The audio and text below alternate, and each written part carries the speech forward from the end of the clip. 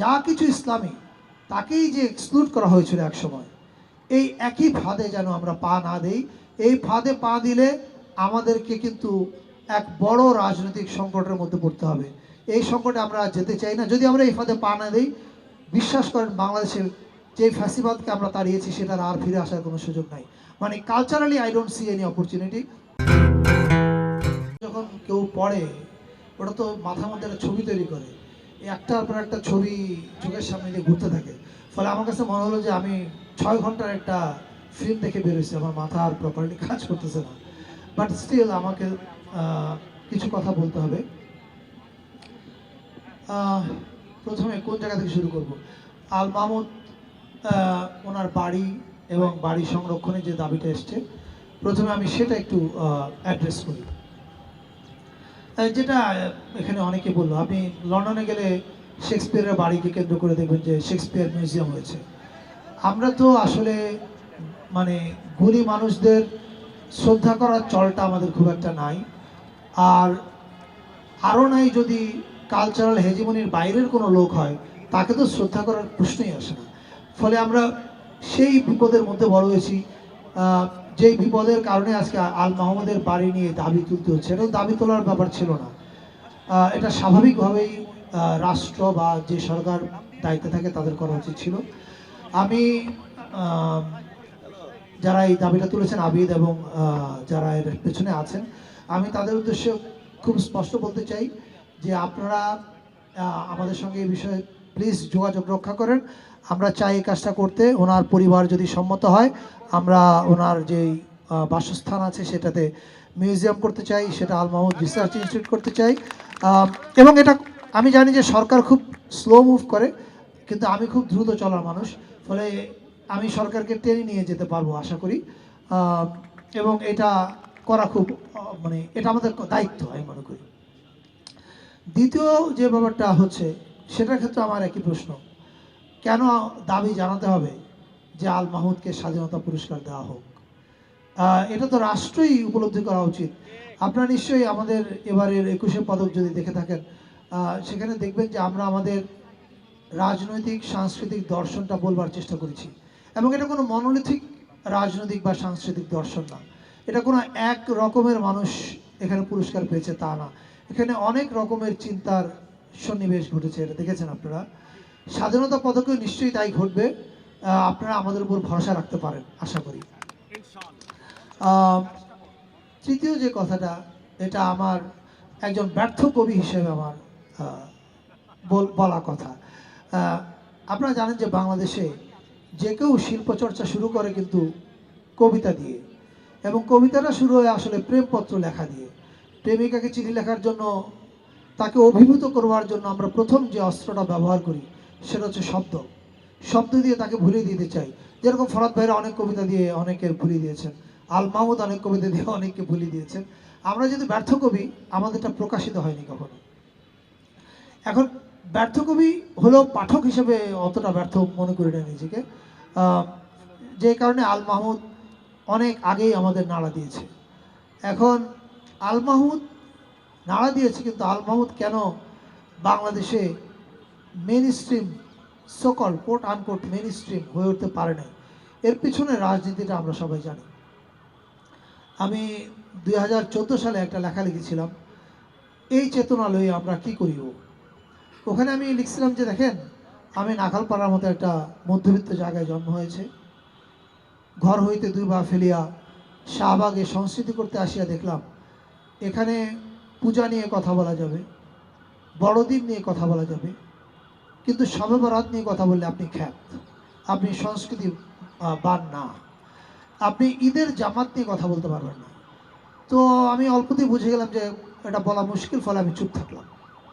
কিন্তু মনের মধ্যে ক্ষোভটা রইল, সেই ক্ষোভটা প্রকাশ করলাম 2014-তে শাহবাগ পরবর্তী সময়। এই যে, এবং এটা এসছে আমার একজন প্রিয় রবীন্দ্রসঙ্গীত শিল্পীর কথা থেকে। ওনার গান আমি খুবই পছন্দ করি। উনি একটা টেলিভিশনে লাইভে বলেছিলেন যে বাংলাদেশটা আর বাংলাদেশ নাই, এখানে আজকাল বোরখা বেড়ে গেছে। এই বোরখা তো আমাদের বাংলাদেশের সংস্কৃতি না। তখন আমি ওই লেখা লিখেছি যে আপনি বোরখাকে বাংলাদেশের সংস্কৃতি বলবেন না, তাহলে কোনটা কোনটা বাংলাদেশের সংস্কৃতি? প্যান্ট শার্ট কি বাংলাদেশের সংস্কৃতি? আমরা দেখলাম যে কলকাতা থেকে যেটা যেটা এসছে সেটা ওনারা গ্রহণ করতে রাজি আছেন, এর বাইরে আর কোনো কিছু গ্রহণ করতে রাজি না।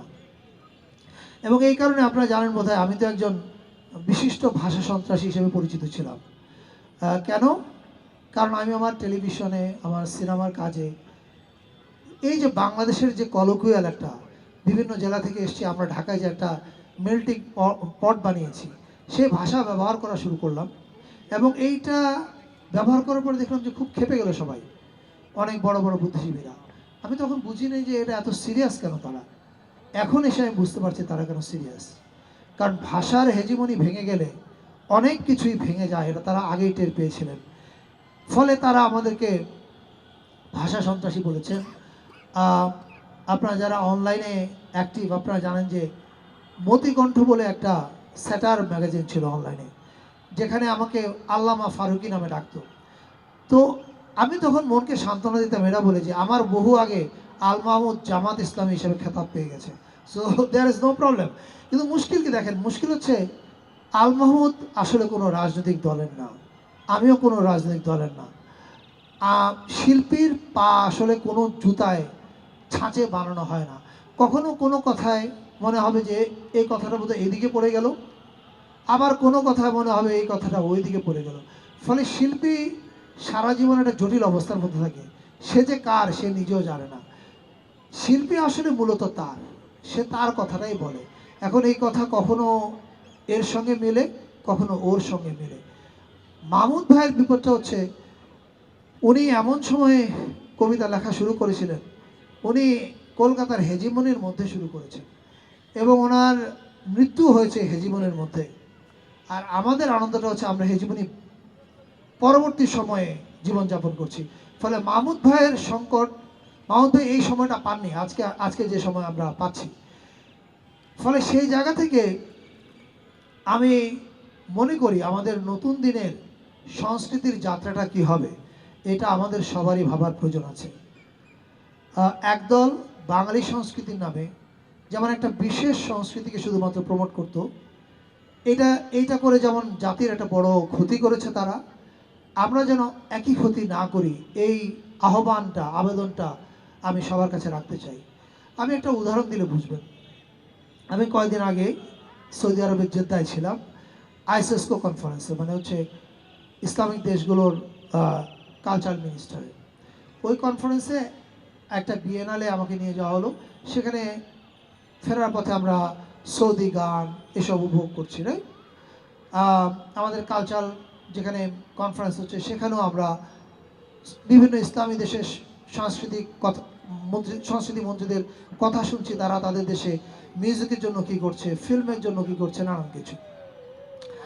এটা যখন শুনছি ঠিক সেই মুহূর্তে আমাকে একজন ফোন করলেন যে টাঙ্গাইলে লালন মেলা বন্ধ হয়ে গেছে।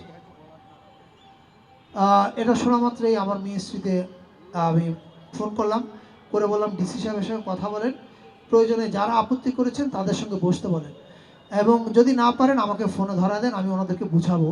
আমি এটা বোঝাবো যে দেখেন 5ই আগস্ট পরবর্তী সময়ে যখন আমাদের নামে প্রোপাগান্ডা চালানো হলো যে বাংলাদেশ শেষ, এটা ইসলামিস্টরা শেষ করে দিবে, এই দেশে এখন আর হিন্দু টিন্দু কেউ থাকতে পারবে না, তখন কিন্তু মাদ্রাসার ছেলেরাই সবচেয়ে বেশি মন্দির পাহারা দিয়েছে।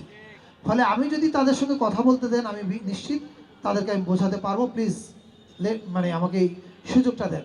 কিন্তু আমার আর কথা বলতে হয়নি, আমাদের ডিসি সাহেব তার সঙ্গে কথা বলেছেন ওনাদের সঙ্গে, এবং 15 তারিখে 14 তারিখে এটা বন্ধ হয়েছে, 23 তারিখে আবার এটা আয়োজিত হয়েছে। এখন এই উদাহরণটা কেন দিলাম, আমি মনে করি আমাদের সবারই দায়িত্ব আছে, যা কিছু ইসলামী তাকেই যে এক্সক্লুড করা হয়েছিল এক সময়, এই একই ফাঁদে যেন আমরা পা না দেই। এই ফাঁদে পা দিলে আমাদেরকে কিন্তু এক বড় রাজনৈতিক সংকটের মধ্যে পড়তে হবে।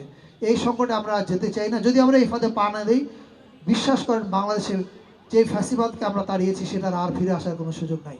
মানে culturally I don't see any opportunity, এবং সাংস্কৃতিকভাবে যদি ফ্যাসিবাদ ফিরে আসতে না পারে, রাজনৈতিকভাবে তার ফিরে আসার কোনো সুযোগ নাই।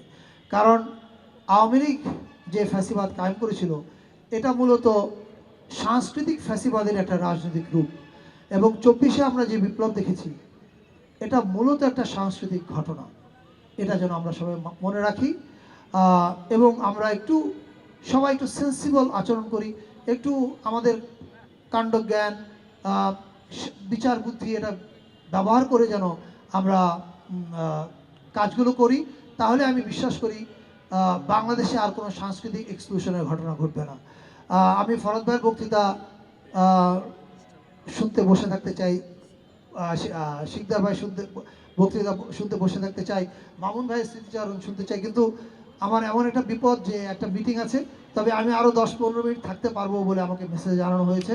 সো এই 10 মিনিট আমি একটু আরও শুনবো, তারপর আমি চলে যাবো। আমাকে এটার জন্য মুরব্বীরা গুস্তাখি মাফ করবেন। থ্যাংক ইউ, সবাই ভালো থাকবেন। আন্তরিক ধন্যবাদ ফারুক।